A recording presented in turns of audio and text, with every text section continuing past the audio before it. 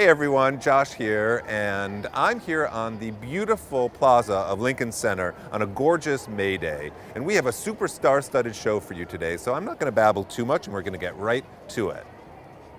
There is a treasure of New York City down on the Bowery on the Lower East Side called the New Museum. And they have an exhibition playing there right now called 1993, Experimental Jet Set, Trash, and No Star. It's a look back at the year of 1993 with such formidable artists as Larry Clark and Wolfgang Timmermans, Nan Goldin, and Jack Pearson. And I highly, highly recommend, if you're in the area, to go and check it out. But if not, watch this as I walk through and see some really incredible things.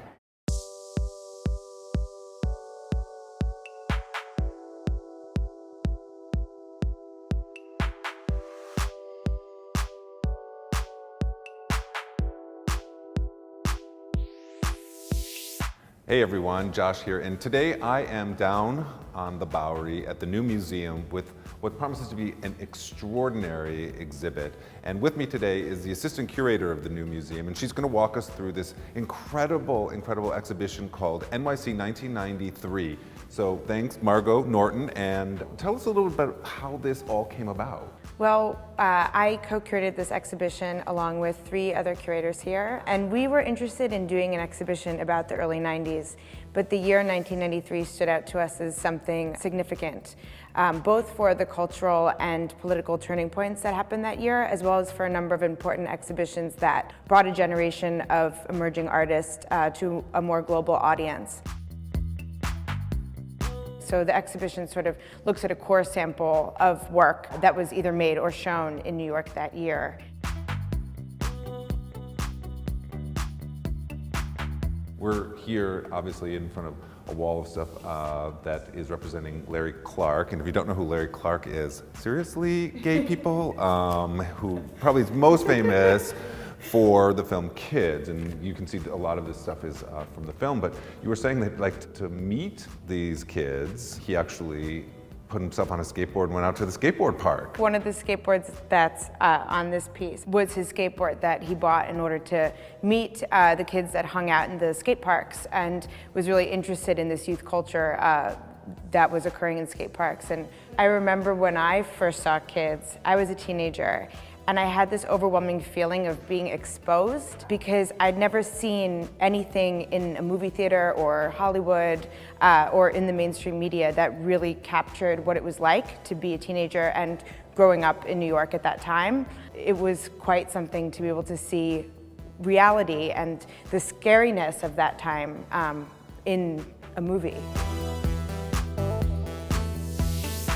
You know, you actually brought up a really interesting point, you know, because one of the things that he does, and obviously someone else who we're going to see in a moment, Wolfgang Tillmans, you know, they sort of brought together the idea of utilizing, you know, real people and real kids as models, and that's sort of exemplified in various art forms, and then sort of in the commercial art form. Like, is there sort of a moment, do we sort of mark this moment in time as like the beginning of reality TV almost? In a way, I think that a lot of artists in this exhibition and felt an urgency to assert their identities and show what it was really like, as opposed to the glossy portrayals of youth culture in the mainstream media.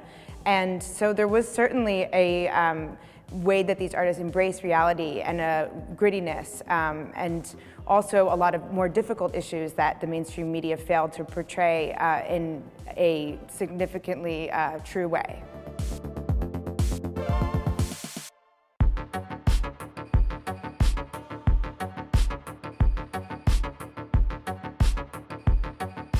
We were talking a little bit about Wolfgang Tillmans earlier. So you gave him the size of the wall and he made this sort of custom installation here. Yeah. This is typical of his installation. For this case, he took photographs that he took in 1993 and made this installation specifically for the show.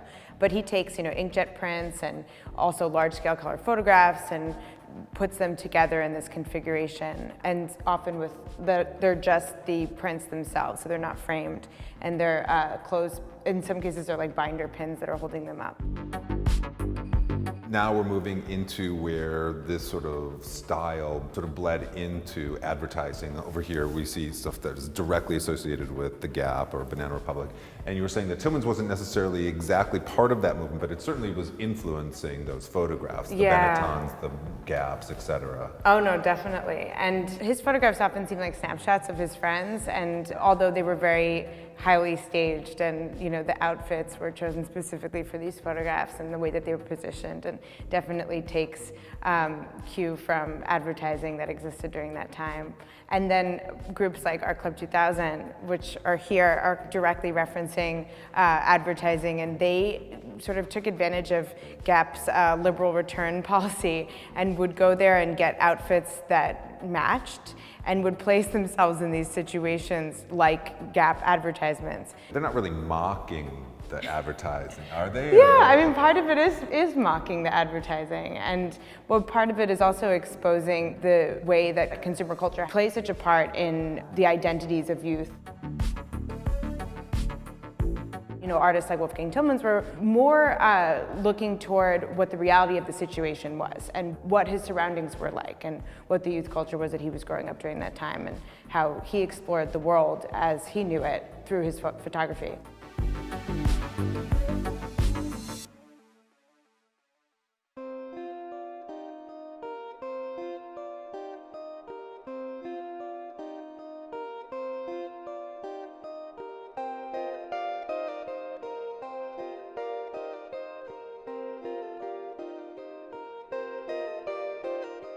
Nan Goldin, arguably one of the most renowned artists to come out of New York in the 80s and 90s, and series of photos here.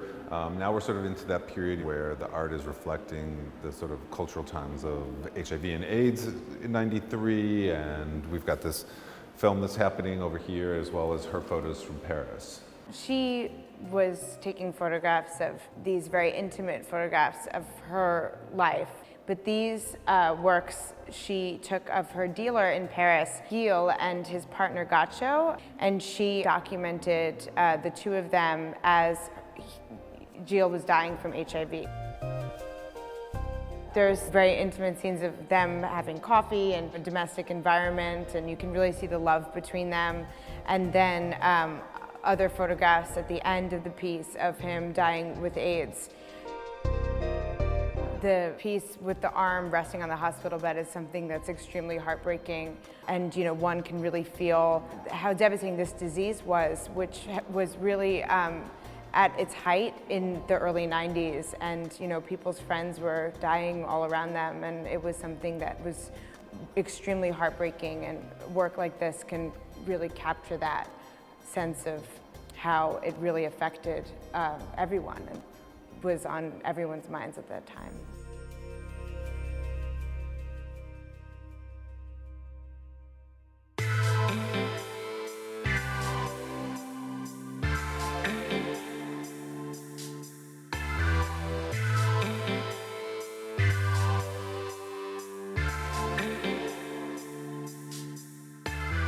So how would you say just the overall perception of the work has changed in 20 years? I think that initially when the work was shown, it was extremely controversial, and a lot of that doesn't exist anymore.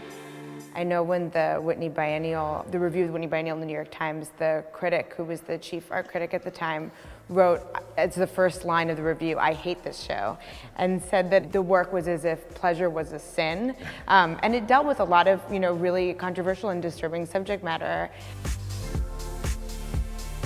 Such controversial work definitely sets the seeds for change.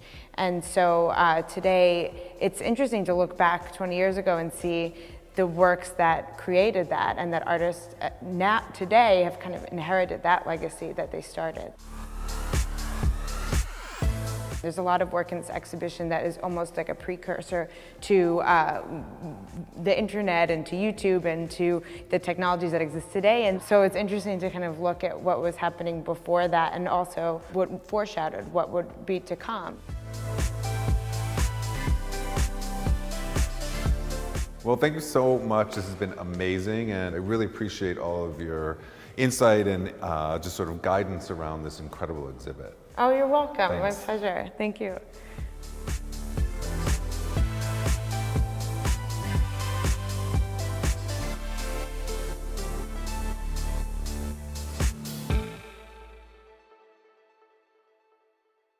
speaking of treasures, next up is truly one of the treasures of the New York theater, Audra McDonald. 5-time Tony Award winner. She has a new album coming out as well as a live concert on PBS. Okay, so today I am on the beautiful Lincoln Plaza at the world famous Lincoln Center, and with me, I dying just a little bit, I have to say, is one of my all-time favorites, the incredible 5-time Tony Award winner. Did they always use that in an introduction? I wasn't going to, but I had to. The amazing Audra McDonald. Thank you so much. I know you're crazy busy, so thanks for sitting down and chatting with us for a little bit. My pleasure. So you've got this new album coming out. Tell us a little bit about that. Well, I was really late in my homework assignment of getting my 5th album out. I'm 7 years late. Oh my God. Yeah, which is a little frightening. But I kind of didn't have anything to say. There's a lot going on in my life over the past 7 years, and I just wasn't ready to say anything in an album. And so, my record producer kept pushing me, and I was like, when I have something to say, I swear I will. And then all of a sudden I did, and I kind of liken this album to, it's called Go Back Home. And I liken it to, if someone were to write a Broadway show about my life over the past 7 years and my life in general, this would be the soundtrack. And how did you come about choosing the songs? Because we should say that it is called Go Back Home, which is a Kander and Ebb song. Kander and Ebb song from their musical Scottsboro Boys. But it's also a collection of various known and not so well-known composers sort of and up-and-coming writers. composers, as well as really established ones like Sondheim and Kander and Ebb and Julie Stein. So basically, a lot of them are songs that I've been singing in concert for a while, and others are songs that people have brought to me and have just had a major, profound effect on me, and something that I've been able to identify with on a very, very personal level. Starting with Go Back Home, that song, I just having been on TV in LA for the past 4 years, I was desperate to get back home to my family, get back home to theater. So that's why that song means so much to me. Other ones like The Glamorous Life with Stephen Sondheim from Little Night Music, it really speaks a lot to my sort of fears about, being a mom who works and who's an actress who's away a lot from her child. And other songs I picked because of their theme of flight, and that's very important to me. My dad was killed in a plane crash 6 years ago, but he loved to fly, and so there's sort of in honor of him. So there's just very personal meaning with all of them. And we should also mention that you were going to be doing a live from Lincoln Center performance of, not the entire album. But lots of songs from the album will be on it. Yeah, that will be on PBS on the 24th of May, and we're recording that next week. Very excited. And we were talking a little bit about that, in terms of being sort of nervous. I was like, oh, do you get nervous? And is there a difference when you're taping something in front of a live audience that you know is going to be on TV versus walking onto a Broadway stage that's, full of packed house? Well, I think I have butterflies whenever I'm standing in the wings getting ready to go on stage, no matter what. But I think with concert, you're a little more vulnerable because it's just you up there. You're not, every time you sing a song in a concert, you go into that character and the truth of that moment and the truth of that song and the dramatic art, but it's still just you up there. So there's a vulnerability. There's the fourth wall is gone, so you don't have that to hide behind. So in some ways, maybe it is a little more nerve-wracking. And, you work in all the mediums. You obviously are a recording artist, you're a live performance artist, but you've also done a lot of TV, as you mentioned. You were in LA doing private practice for 4 seasons. Do you have a preference? Do you like bouncing back and forth? I do. I like, because I like the challenge that it gives you. That you can't really ever rest on your laurels, and you're stretching different muscles at different times. And I feel like everything informs the other. In the end, you're always looking for what's the truth of the scene, the dramatic truth, finding the arc, who that character is, what they want, no matter what it is that you're doing. Even if I'm singing a song, if I'm singing Happy Birthday, well, who am I singing Happy Birthday to? And what do I want them to feel? There's that with every single thing you do. So for me, exploring that through different mediums is very interesting. I find it challenging. It helps me to hopefully keep evolving as an artist, which is what you want to do. If you don't evolve, you kind of die. Yeah, exactly. Stagnant, or you die, which, metaphorically you die. So for me, I just want to make sure that there's continual evolution there.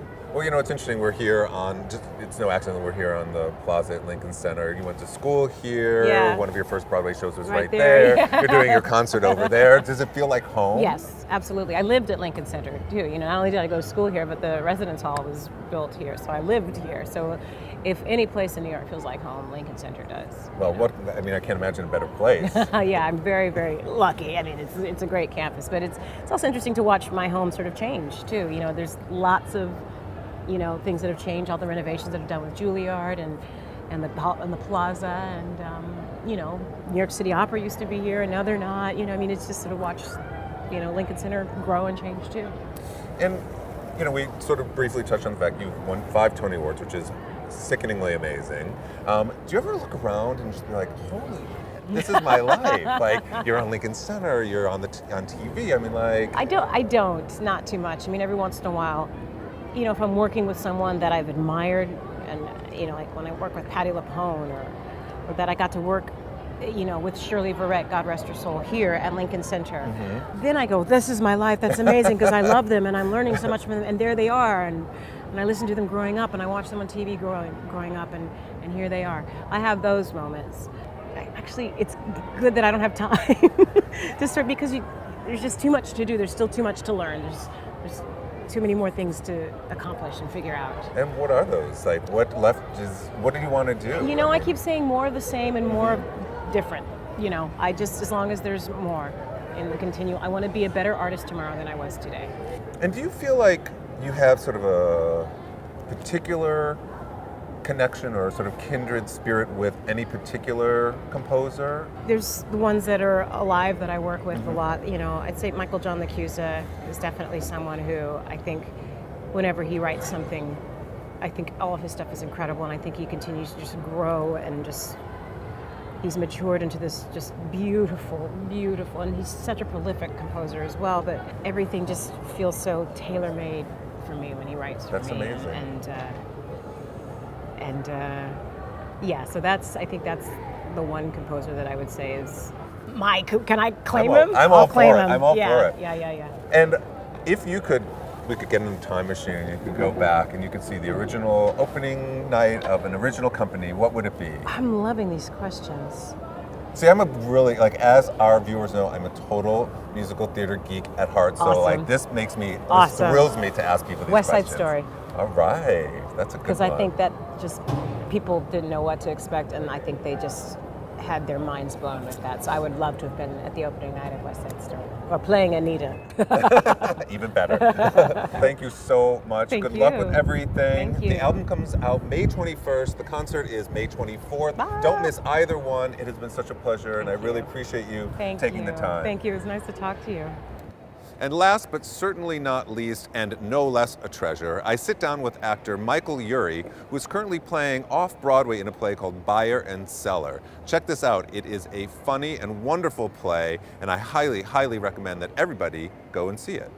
So I am so lucky to have in the studio with me the amazing actor Michael Urie, who is currently starring in a fantastic off-Broadway show called Buyer and Cellar by Jonathan Tollins, and I'm not going to give too much away about it, so we're going to talk, and then you please go see it, and I'll give you another push at the end. But thank you so much for coming in and chatting with us today. Thank you so much. So tell us a little bit about the play. I don't want to give too much away. You tell us what you feel comfortable explaining. Okay. Well, it's about. I mean, what I always say is that it's about the guy who works in the shopping mall, in the basement of the barn at Barbra Streisand's house.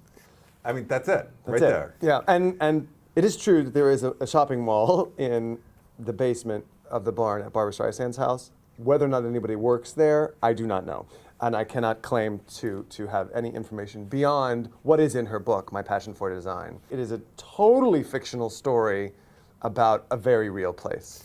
Well, we should add that, like, if you look at the book, My Passion for Design, there's actually photos of the downstairs, because when we talk about it being a mall, it's sort of fashioned after, like, I call it like old towny, you know, it's got like sort of Main Street of USA, but each little thing has its own place, but no one shops there. Like, I keep telling people about this, like I said before we sat down, like, I cannot stop talking about this play. And people are like, you mean you can go shop there? I'm like, are you kidding? You think Barbra Streisand would let you, like, in the basement of her house? So no one shops there. No one shops there. It's her, she shops there. I don't know what she does there. Now, we should also mention that it's a one-person show. You're out there by yourself. I'm the only one in it. How's that feel?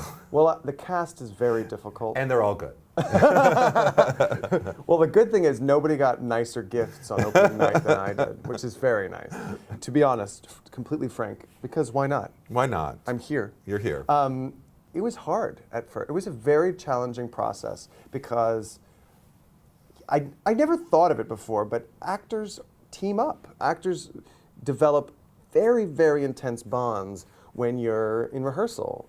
I mean, you just do. You go to lunch together, you hang out together, you complain about the writer and the director together. So I was lonely, and I would get frustrated. And I also realized that I'm not a pain as an actor, but I realized that that might be because there are usually other actors around. Or because I was occasionally a pain, and I would find myself being a pain, and I'd be like, oh, I hate this. I hate that I'm being a pain. But it was because it was so hard. I couldn't have asked for better collaborators. Our director, Stephen Brackett, is completely brilliant. John Tollins is an amazing writer to work with. Not just like his writing is amazing, but if I had problems with stuff, he was so supportive of me, and so like it's not about them. It was really about me and how hard it was to learn, because I have to play all these characters. I play all the characters, and it's 90 minutes that I had to learn all the lines, right? And I had to fail so much. That's the other thing. Like you have to fail so much before you succeed. Well, it's in and of itself a really great character, and it makes her really human, because suddenly you're not looking at this sort of artifice of the Barbra Streisand, which is its own character, I'm sure, but you're looking at this sort of like human version of it. And I have to say, I think I certainly come to it with my own preconceived notions of what Barbra is like, and who she is and what she does, and the good and the bad. Even people, even the layman who doesn't know much about Barbra still has some idea. And here you have this beautiful, constant interaction with her, your sort of main character, and it really humanized her. Oh, good. Do you think that's very nice of you to say? I mean, that makes me feel great. Absolutely. Yeah. I mean, because I think it would be really easy to lampoon her. So easy, which is another reason why the impression was the wrong way. An impression was the wrong way to go. And I think people, if they don't stop to think about it, not seeing the play, would think that like, oh, what they're doing is kind of making fun of her, and that's not what anybody on this production is doing. And I was wondering if she has any awareness that it's actually happening. I don't know.